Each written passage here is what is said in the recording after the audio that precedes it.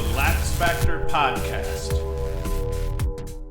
What is up, college lacrosse fans? You are watching episode number 142 of the LaxFactor podcast. We have some big games to talk about that are going down today and through this weekend. And we're also introducing this week our power rankings. We're going to put those up later today. Just do the top 20 to start, but we kind of have things normalized through the whole row. So we're going to put out some power rankings and update those weekly moving forward as well. I've been doing it for a year, but we'll talk about it and why we're putting this out now. So before I get into it, as always, like, subscribe, hit the notification bell if you're watching on YouTube. If you're an audio listener, share the podcast with your friends. If you're an audio listener, go to anchor.fm/LaxFactor, and you can leave us a message, a voice message that we could put on the show. We usually will do those on Wednesday's show. For the most part, nobody does it, but if you want to do that, you can take part that way and engage. And then, as always, you can go to LaxFactor.com. We have shorts. We have T-shirts and all sorts of other swag, hats that you can support us that way as well. So let's get into it. Big games tonight. We have another big game tomorrow. We have a game Friday. We have big games Saturday. Not as many huge marquee matchups as I think we had last week, but still a bunch of good lacrosse to watch. It all kicks off tonight. High Point visits Durham to play yet another ACC team in Duke. They've already played North Carolina twice. They've played Virginia. Now they're taking on number one Duke. No one has pulled off that crazy upset this year. So everyone's like jonesing to see somebody upset someone. I think some people would call like Army beating Syracuse an upset. That's just two good teams doing battle and one of them whooping up on the other. And similarly, I've heard people call the Syracuse drubbing of Virginia an upset. Once again, just two good teams with a weird outcome. Probably COVID plays a part in it. Who knows? But that's not an upset to me. An upset would be High Point beating Duke here today. I don't think that's going to happen. Duke's defense far more stingy than the other ACC teams that High Point has faced so far. And you'd say, well, what about Virginia? Virginia's defense isn't necessarily stingy. They're opportunistic, they're pesky, they're fast, they play well in transition, but they're not necessarily the best defense or one of the best defenses in terms of goals against. Now, Duke their defense wasn't playing great early in the season, but slowly but surely, and I think what I saw out of that Richmond game, if that Richmond game is indicative of how Duke's defense is going to play the rest of the season, then people are in trouble because Duke's offense is gelling right now. In that Richmond game, they held Richmond back, and they played really good, solid defense, limited shots. I mean, it was a great defensive performance across the board, and Adler played admirably in cage, putting up a bunch of saves as well. So, they held Richmond to 21 shots or thereabout, depending. So that's huge. Now, keys for High Point are going to be, one, Asher Nolting. He's going to need to put up 7 points and have less than 7 turnovers. He had, I don't remember what it was, but somewhere in the neighborhood of 12 turnovers, I think it was, in their game against Virginia. That's not good enough. I mean, if he could just shaved 2 or 3 of those turnovers off without costing himself any points, because sometimes turnovers are a product of taking chances, and sometimes you'll see a guy that puts up a bunch of points will also end up having slightly higher than average turnovers. Nolting has higher than average turnovers for other guys who put up similar amounts of points, and he's got to clean that up. If he could clean that up, he's as good of an attackman as you will have anywhere, but when you put up 5 points and you have 12 turnovers, you almost may have not. It gets down to the point of you're now kind of hurting your team versus helping them. And I'm not trying to say Asher Nolting's hurting his team. I'm just saying in that game, Asher Nolting's turnovers hurt his team. So he's going to have to clean that up a little bit. Parker Green played solid against UVA for High Point. He's going to need to play really solid today. We're talking 18 saves. Duke's offense, not necessarily a score in spurts type of offense like Virginia is, but Duke's offense is consistent and will slow burn you to 16, 17 goals game in and game out. So Parker Green's going to have to stand on his head a little bit in cage to try to help High Point get that upset. Duke offensively clicking, and they're clicking. They're playing well. They're playing a lot of guys. They're getting young guys in. So the depth that Duke is kind of fostering here and their offensive set between their first 2 midlines, between attackmen, all these guys that are getting burned is only going to help them. But more importantly, they're gelling. Offensively, they've got it figured out. I still would like to see less dodging to set things up, less carrying of the ball, and a little bit more banging the ball around, getting a quick dodge. If it doesn't work, banging it around. But when you got a dude like Mike Sowers, you got to showcase him. You got to give him the rock, and you got to let him go to the cage. Against Richmond, he did that a few times where it was some of the takes that some of the goals he scored, or one of the goals he scored from X. I think he had 2 sneak arounds, and he's been kind of doing that where it's like he's starting to get more comfortable and take those opportunities to sneak around the crease and score quick goals. Those have been crazy. But I'd like to see Sowers out front of the cage a little bit more. I feel like they're pigeonholing him a little bit too much into the wings and at X, and I would like to see him dodging from corners up top, maybe even getting some looks out top in the middle. And High Point, we'll see what they do defensively against them, but if they zone up, maybe you see an opportunity for Sowers to come out in front of the offense. But they really like having him at X, and one of the things I liked with Princeton last year that they did with Sowers was they had him dodging all over the field. They had him dodging from corners, down alleys, and then through X. They had him dodging out top at times. I'd like to just see them get him moved around the field a little bit more. Sowers, he goes 2-4 against Towson, 3-5 against Air Force, 3-2 against Richmond. This is Duke's offense now. We're going to feed the beast, but everybody else is filling in nicely. Robertson has played incredible. Joe Robertson, since he's been back, has put up a bunch of points. So pretty much across the board, Duke looks good offensively. The midfield lines are playing good, and that's going to be problems. That's going to spell problems for High Point today. I don't predict. Once again, I always say it, bad at predictions. I don't predict a drubbing here, but I figure Duke is probably going to win by a margin. Let's call it 4 to 6 goals or so, and I wouldn't be surprised just with the toll that this type of early season schedule takes on a team. I wouldn't be surprised to see High Point fatigue start to set in here. Playing their 4th ACC opponent in a handful of weeks, so it's got to be rough for them. North Carolina at Virginia is tomorrow night's big game. Probably that's, there's 2 huge games this weekend: North Carolina at Virginia, and then Rutgers at Maryland. So second biggest ACC matchup, our second big ACC matchup. UVA will have been involved in the first 2 ACC games. Cuse putting the hurt on on Virginia 2 weeks ago. And now they're the first, the next ACC game to play. Per our own power rankings that we have out, which I'll show you here later. Maybe I'll show it to you as I'm talking here if I remember. UVA is the 3rd ranked team in the country because their schedule's been pretty crazy. Like, a lot of people are going to be like, hey, UVA is ranked 9th in the poll. Why do you have them at 3rd in your power rankings right behind UNC and Duke? And it's because the quality wins. Yes, they have that drubbing that they took at the hands of Syracuse, and we have an adjustment for a loss of that sort where you get beat down by someone that you shouldn't. But the computer rankings early on are always going to reward teams that play a lot of games. We've tried to normalize for that, but you don't want to normalize for that too much because it ends up skewing the results, and it kind of shows you a little bit more of what you want to see versus what the computer model really wants to see. So yeah, Virginia's ranked 3rd in those power rankings. North Carolina's ranked number 1, but it's Virginia's beat High Point.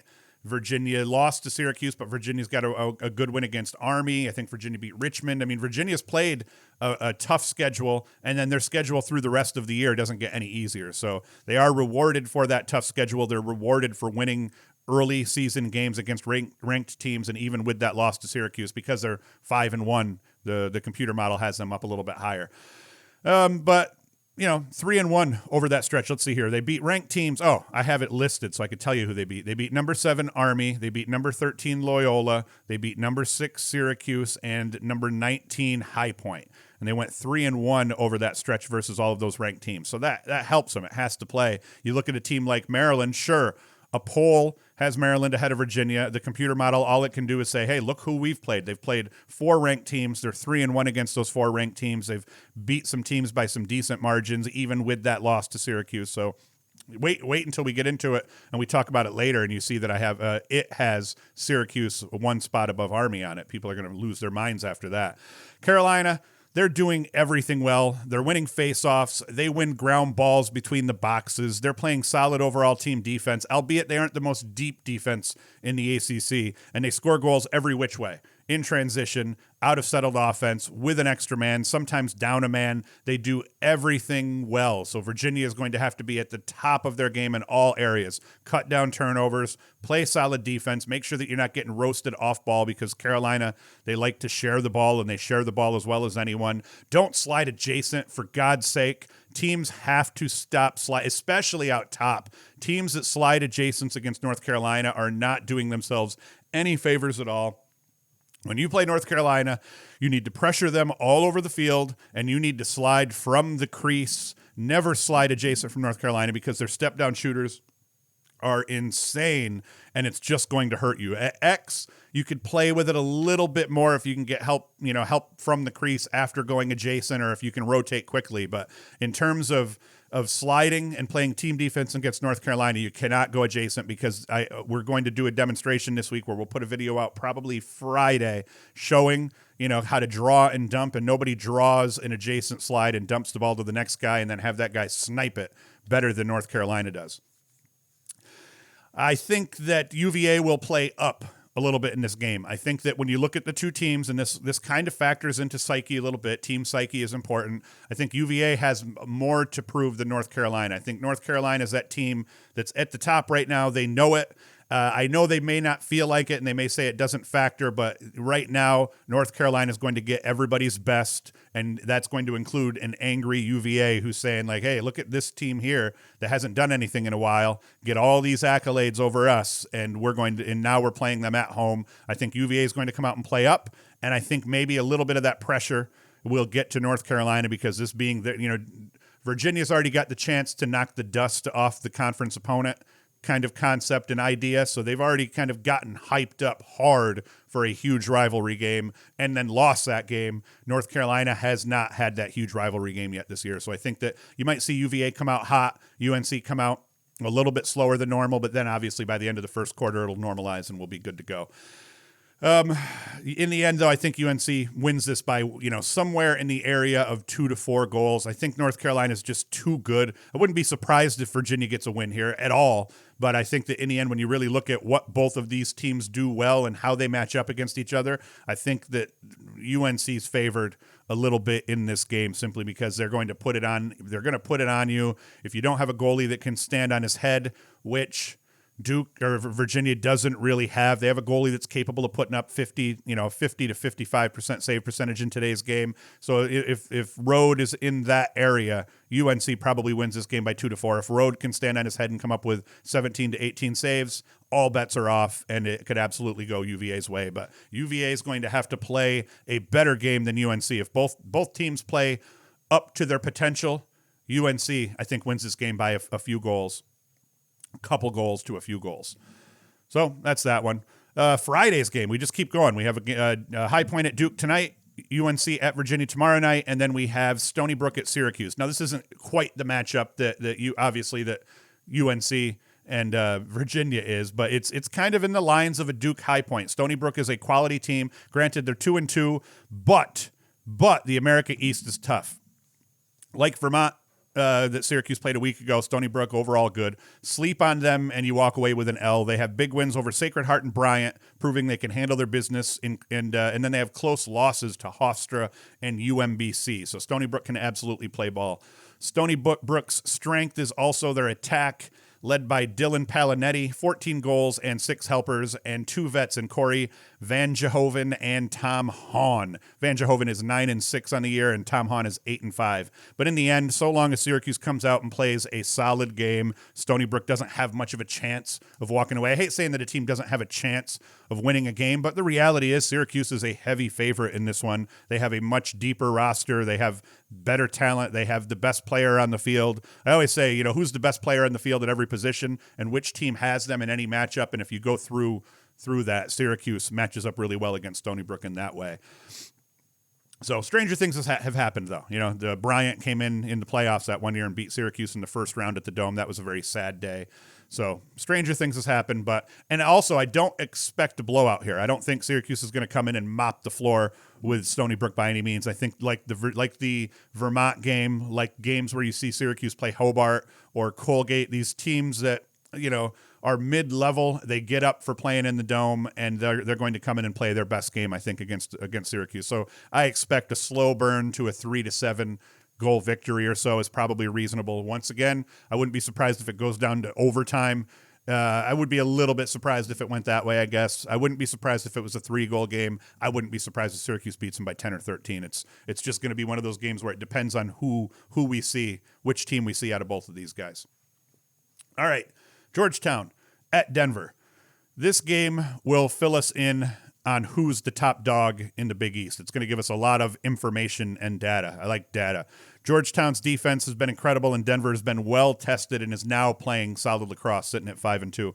I don't like Denver's offense overall against Georgetown's defense because Denver's offensive strength is also Georgetown's defensive strength, albeit Georgetown may still be without Gibson Smith. So if that's the case, that absolutely evens the score here a little bit. But in terms of matchup, I like Georgetown's healthy defense a little bit more than I like Denver's attack, only because Denver, I think, lacks depth at the midfield. I think Silstrop is fine as a third attackman, and then you got Walker and Morrill anchoring that attack unit for Denver.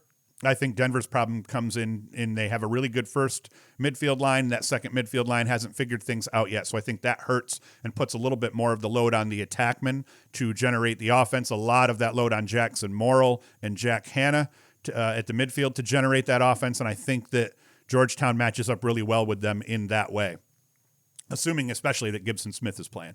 For Denver to win, Hanna, Morrill, Walker. If Hanna and Morrill dated, now we know their name would be Hannel, just by accident there, a slip of my tongue. For Denver to win, Hanna, Morrill, Walker, and Stathakis at the faceoff dot will all have to have solid games. If any one of those four falter, example, if Stathakis doesn't continue to dominate the faceoff dot like he has and win that possession battle against Georgetown this weekend, and the Denver attack can't handle their pole matchups and they're not beating guys and drawing slides and drawing eyeballs, then, kind of goes Georgetown's way, and Georgetown wins this game by 2 or 3 goals, if not more. They're capable. For the Hoyas, I think, but, for Denver, as long as those guys show up, and those guys have been showing up more often than not as of late, then Denver should be okay. For the Hoyas, their defense may have to play, like I keep saying, without Gibson Smith. If they do, they can't have a Marquette-like performance out of Owen McElroy. I've been saying for a while, Owen McElroy is the best goalie in the country. I've even been getting chirped for it because there's people who actually don't know who this guy is. I don't even know how that's possible. But the first 2 games that Georgetown played, I think it was their first 2 games, this kid, maybe it was their first 3 games, actually, this kid stood on his head and only allowed 4 goals over their first 3 games. And then in that game against Marquette, he played like a human man, and he gave up more goals. I forget how many goals he ended up giving up in that game. It wasn't all of the goals to Marquette, but he gave up a handful of goals more than he normally would. So he can't have that game. He's got to come out and put up a 70% save percentage in this one, especially without Gibson Smith, to make sure that they win this game. And if he does that, they might win this game by a margin. And in his favor, Denver has not been a very good shooting team. Denver's a team that in close, their attackmen end up finishing well, but their midfielders are kind of streaky shooters. So high volume shooters. Jack Hanna does not have a great save. He had an incredible shooting percentage through 2020. And this year so far, his shooting percentage has not been all that great. So Denver, key. Get shots on cage and get them past McElroy, but a really simple way for Georgetown to win this game. McElroy puts up 15 saves or more. Georgetown probably wins. Rutgers at Maryland. A lot of people are going to say this is the biggest game of the weekend, and I wouldn't fault them for that. They wouldn't be wrong. Probably, in my opinion, the second biggest game of the weekend, because I think I'm just wicked pumped for that Virginia-North Carolina game. But Rutgers and Maryland are both, at this point, top 5 teams. I think our power rankings actually have Rutgers 1 spot ahead of Maryland for a simple reason. Again, they're both 3-0. They both played very similar teams. Rutgers, though, has played 2 ranked teams versus Maryland only playing 1. And then Rutgers has won by slightly larger margins. So the computer doesn't know. The computer just says, hey, look, this team looks like they're doing a little bit better than the other. But very good game here. Both 3-0. Both Big Ten conference teams, and right now they look like they're sitting at the top. I like how Maryland looked last week against Hopkins. Wisnauskas had his best game of the season thus far, really the best game of his career, I believe they said. And Bernhardt has been playing insanely savage lacrosse, aggressive with swag. He scored one of those goals where he came up the right side and scored from behind, and just after, he's angry. He looks like he's playing angry. He's playing with some cockiness that I enjoy, so that's going to be key for Maryland. Key in this game, though, isn't either of those. I mean, it is those guys, but, big key for Maryland in this game is going to be Daniel Maltz. Rutgers can put guys on, and they can kind of handle limiting to a degree Wisnauskas and Bernhardt, but then you throw Daniel Maltz in, who's been playing really good lacrosse, 3-3 against Hopkins last weekend, 4-1 in the win over Penn State, and I think he had a huge game in their first game of the year too. This kid's emerging and is going to prove key for Maryland down the stretch for sure. Number 1 and number 12 are bad enough for Rutgers to have to deal with, but now you got number 37 in Maltz that presents all sorts of matchup problems because you got to devote so much attention to Bernhardt and Wisnauskas that Maltz has just been able to feast against teams, and I don't think Rutgers has the defensive depth to kind of come in and blanket everybody. Somebody's going to give Rutgers a problem, and Maltz is one of those guys that could. Key for Rutgers, and one of the ways they can kind of flip the script here and get a win. Colin Kirst in cage. This kid's been great. 60% over Rutgers' first 3 games, 44 saves versus 29 goals against. If he can hit that 60% save percentage in this game, it's going to go right down to the wire, almost guaranteed. This kid's been a huge surprise, at least for me. Maybe not for Maryland or Maryland fans. I don't even think, or Rutgers fans. I don't even think Rutgers fans thought this kid was going to end up getting the start in cage. He does, and he has played insanely well, absolutely earning that spot. So I think we see 30 goals in this one. I think this is going to be not a traditional Big Ten battle. I think the Big Ten battles more recently have been higher scoring affairs than they would have been maybe 4 or 5 years ago. But I think 30 goals in this game. I think you see Maryland end up winning by a goal or two, 16-14 range, somewhere like that. Let's say it comes down to a goal at the end and Maryland scores an empty netter. It's going to be Wisnauskas that's going to score it off that left wing because that's just where he likes to snipe stuff from. So we get into random things. There's not a whole lot of other marquee games to talk about. So we'll talk about some more games on Saturday in the live stream, Saturday morning at 10 a.m. Be sure to go to youtube.com/LaxFactor to tune in there. We have a live chat that goes on. We take questions live during the show. Albany, they have impressed so far. I just wanted to talk about Albany. The Danes have gotten off to a 2-0 start, and keeper Liam Donnelly is a big reason why. He had 20 saves versus, oh boy, I think it was 12 goals against for a 57% save percentage so far this season, or maybe it was 15 goals against. 20 saves versus 15 goals against, but I got a typo in here. Put a T, and I think that trying to hit the T, or the 5, I hit the T. And then at the faceoff dot, Altamari and Endress are winning faceoffs for Albany so far. We'll see how that plays out once they get into their tougher parts of their schedule. But they've been winning faceoffs, and that's often a problem for Albany. They always have 2 problems. Goalkeeping has pretty much been solid, so seeing Donnelly play well in cage is going to be big for them down the stretch. But winning faceoffs has always been a challenge for Albany, and then matching up defensively against teams has always been a problem for Albany. Albany relies on scoring a bunch of goals to keep pace with teams, and this year they don't really have the defensive depth or any star power on that side of the field. So we have to see how that looks, and this week will be a good test against Vermont to kind of give us a gauge of where's Albany defensively. Offensively, we know they're going to be okay. Dehoga Nanticoke, he comes back in their second game. He puts up 3 goals and 4 assists. I don't remember why he sat out that first game.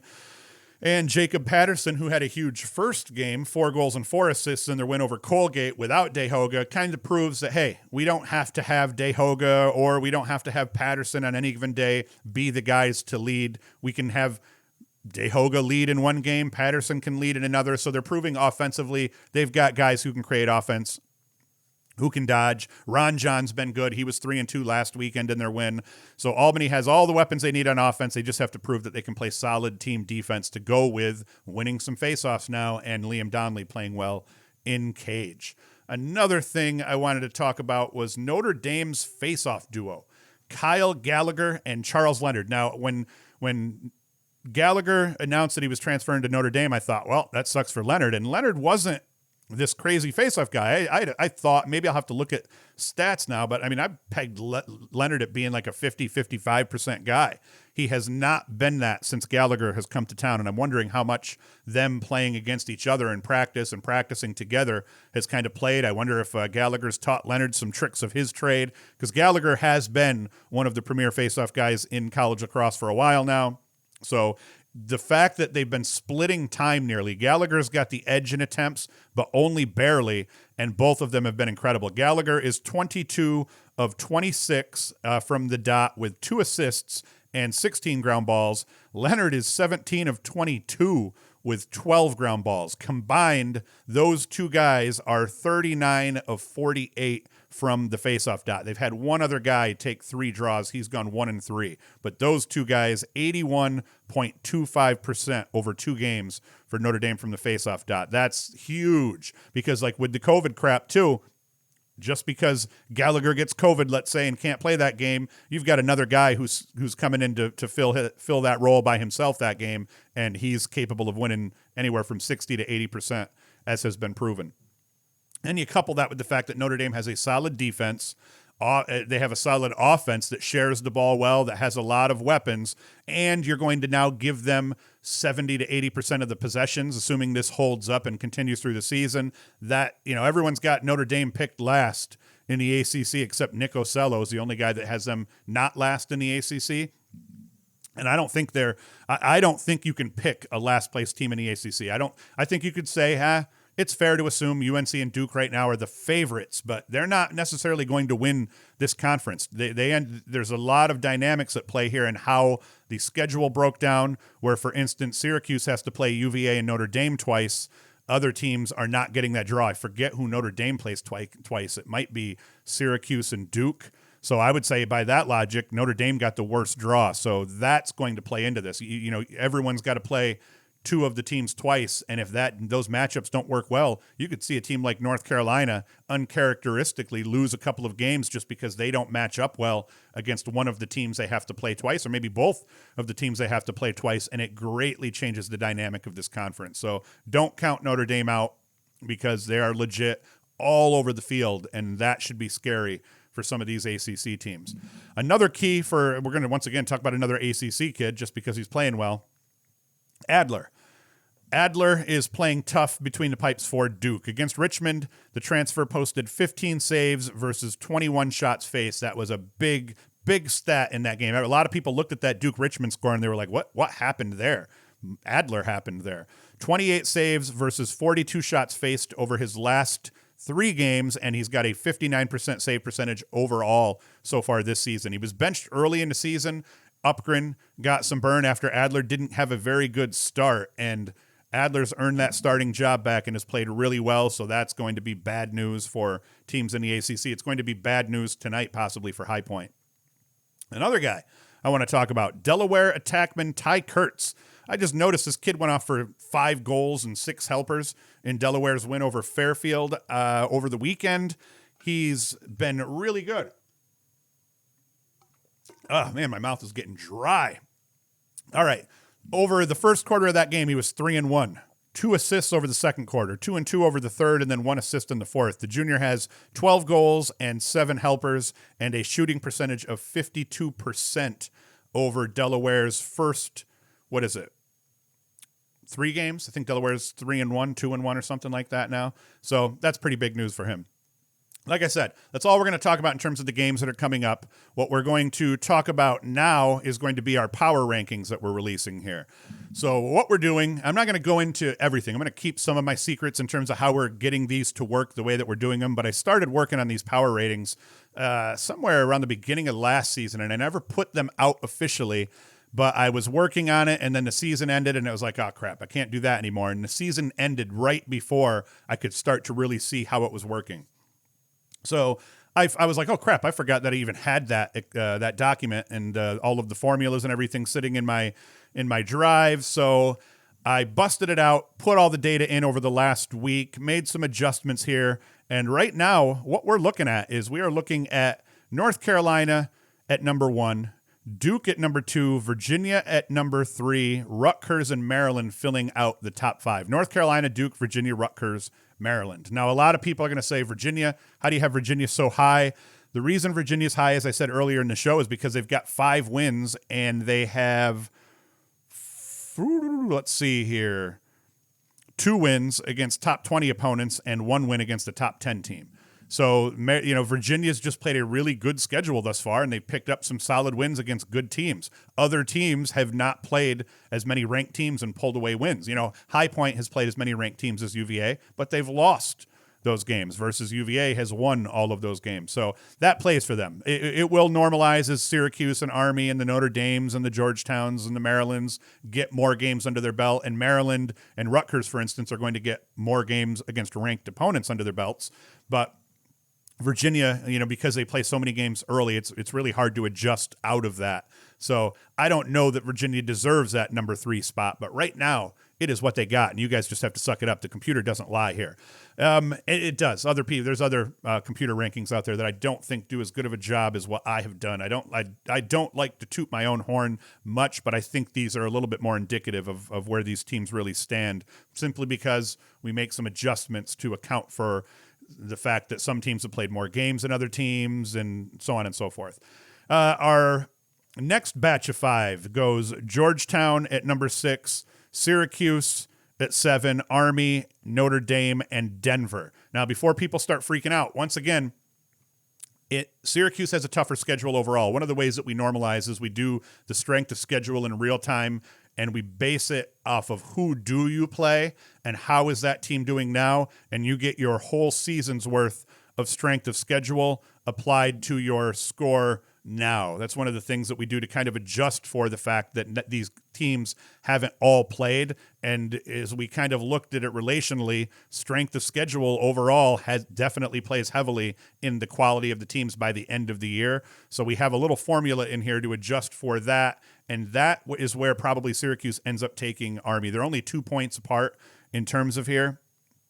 And we'll see what happens this weekend with this weekend's games and how that changes. But the computer apparently liked Syracuse's win over Virginia a little bit better than it liked Army's win over Syracuse, because it doesn't care that Army beat Syracuse. So the rankings here don't take the head-to-head into consideration at all. Same reason why it has Virginia above both Army and Syracuse, because what it's taking is just your wins, your losses, a little bit of margin of victory, a little bit of top 5, top 10, top 20 action to weight those wins more properly, and then a bunch of other stuff that we work in to adjust for various things, and that's why that ends up there. But overall, I think that's a solid top 10, even if you don't agree completely with the order, which I don't. If I were to rank these teams in order based just off of my own thoughts, I would do it a little bit differently, but those, it's a good representation of the teams that I would put in the top 10. Carolina, Duke, Virginia, Rutgers, Maryland, Georgetown, Syracuse, Army, Notre Dame, and Denver.